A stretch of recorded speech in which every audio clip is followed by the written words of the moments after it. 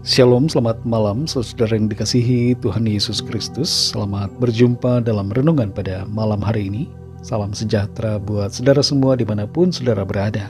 Damai dan sukacita oleh Roh Kudus melimpah senantiasa dalam hati dan kehidupan saudara semua. Sebelum kita mendengarkan renungan firman Tuhan, mari kita berdoa. Bapa, dalam nama Tuhan Yesus Kristus, kami bersyukur untuk anugerah-Mu, kasih-Mu yang Tuhan selalu nyatakan dalam kehidupan kami. Tuhan sungguh sangat baik. Kami bersyukur untuk penyertaan-Mu di sepanjang hari ini. Saat ini kami mau mendengarkan sabda firman-Mu.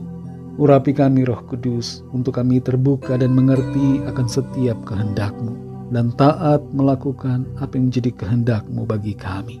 Dalam nama Tuhan Yesus kami berdoa. Haleluya, amin. Saudara yang dikasihi Tuhan, ayat renungan kita pada saat ini terdapat dalam 1 Samuel 11 ayat yang ke-15. Tertulis demikian. Lalu pergilah seluruh bangsa itu ke Gilgal dan menjadikan Saul raja di sana di hadapan Tuhan di Gilgal. Dan mereka mempersembahkan di sana korban keselamatan di hadapan Tuhan. Dan bersukarialah di sana Saul dan semua orang Israel dengan sangat. Saudara yang dikasihi Tuhan, seorang pemuda yang baru diangkat menjadi pemimpin di sebuah organisasi langsung menyerah ketika menghadapi masalah yang baginya sangat rumit. Ia memilih mengundurkan diri karena merasa tidak mampu. Padahal kalau saja ia bertahan, maka masalah itu akan dapat ia selesaikan. Ada ujian-ujian yang Tuhan izinkan untuk melatih diri kita menjadi semakin kuat dan untuk menunjukkan kapasitas serta pembuktian akan panggilan Tuhan atas kita. Itu sebabnya setiap ujian berupa persoalan atau masalah apapun, jangan kita sikapi dengan negatif dan keputusasaan, tapi hadapi itu dengan iman dan keberanian bahwa Tuhan yang telah memilih dan menetapkan kita pasti akan memberikan pertolongan. Dalam 1 Samuel 11 ini tertulis tentang ancaman yang disampaikan oleh Nahas, orang Amon, kepada penduduk Yabes Gilead. Ia meminta mereka menyerah dengan syarat bahwa setiap orang akan dicungkil satu matanya untuk mempermalukan segenap bangsa Israel. Ancaman ini tidak main-main.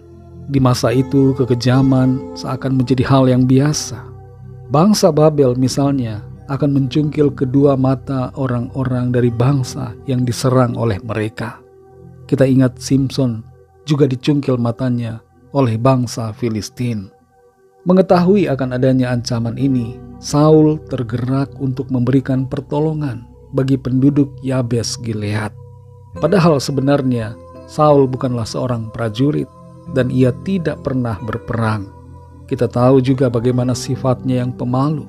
Tapi saat itu ia menjadi bersemangat untuk menolong dan Roh Tuhan memimpinnya untuk bertindak.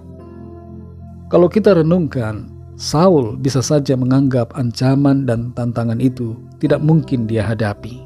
Ia juga bisa saja merasa tidak perlu bertanggung jawab.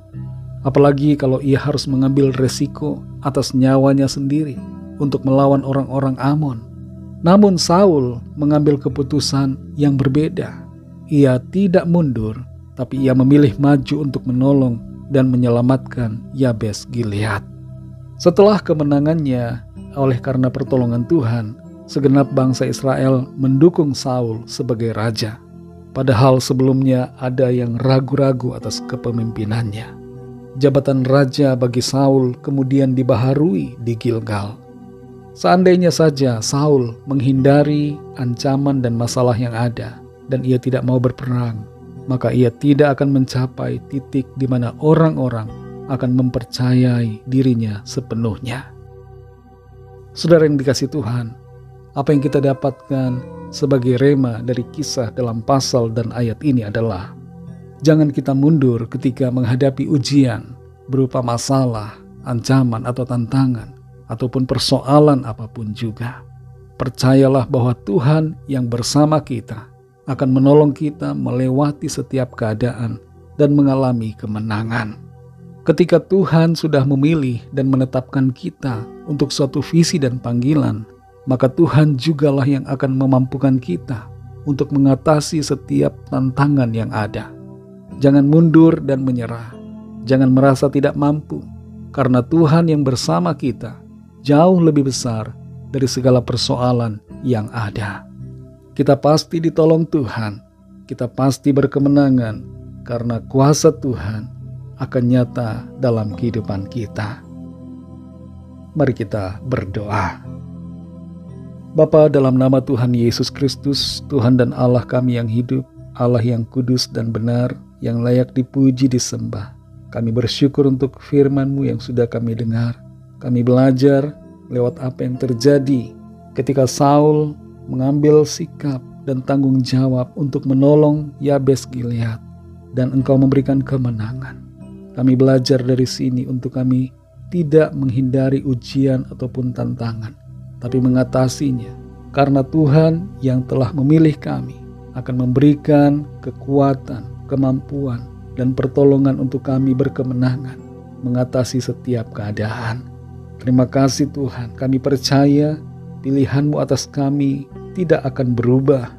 Engkau setia pada panggilan-Mu, dan Engkau juga yang akan menolong kami untuk menggenapi rencana-Mu dalam hidup kami. Terima kasih Tuhan, kami bersyukur untuk firman-Mu yang memberikan kekuatan dan sukacita. Berkatilah kami Tuhan di sepanjang malam hari ini. Berikan kami tidur yang nyenyak dan lingkupi kami dengan kasih dan kuasa-Mu.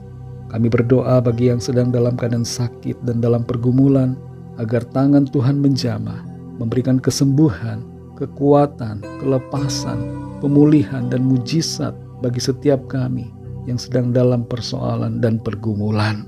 Kami percaya kami alami kemenangan, kami alami jawaban doa, kami alami pertolongan Tuhan. Kami berdoa bagi bangsa dan negara kami Indonesia, juga semua bangsa di dunia ini. Lawatlah ya Tuhan dengan kasih dan rahmat-Mu, agar setiap orang dari segala bangsa mengenal-Mu dan percaya kepadamu. Terpujilah nama-Mu ya Tuhan. Dalam nama-Mu yang kudus, nama Tuhan Yesus Kristus, kami sudah berdoa dan mengucap syukur. Haleluya. Terimalah berkat Tuhan. Tuhan memberkati engkau dan melindungi engkau. Tuhan menyinari engkau dengan wajah-Nya dan memberikan kasih karunia. Tuhan menghadapkan wajah-Nya kepadamu dan memberikan damai sejahtera. Berkat anugerah dari Bapa Surgawi, cinta kasih karunia dari Tuhan Yesus Kristus, dalam persekutuan dan penghiburan Roh Kudus, menyertai kita semua sekarang ini dan sampai selama-lamanya. Dalam berkat nama Tuhan Yesus Kristus. Haleluya. Amin. Puji Tuhan, saudara yang dikasihi Tuhan, saya percaya firman Tuhan menjadi berkat dan kekuatan buat saudara semua. Dan Roh Kudus akan menolong saudara untuk lebih lagi memahami kebenaran firman Tuhan. Tuhan Yesus memberkati saudara semua. Sampai jumpa dalam renungan yang berikutnya. Haleluya.